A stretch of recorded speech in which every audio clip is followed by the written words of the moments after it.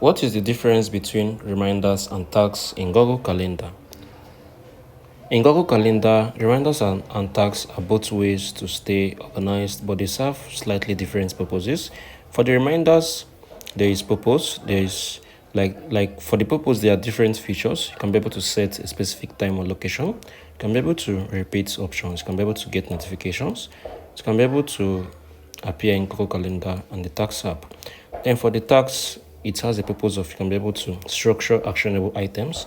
Often with subtasks, you can be able to add details, can be assigned to others, organize into lists, and you can be able to add it live on Google Tasks.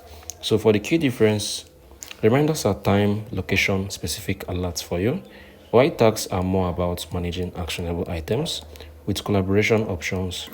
So this is it. So if you find this video helpful, please make sure you like and subscribe.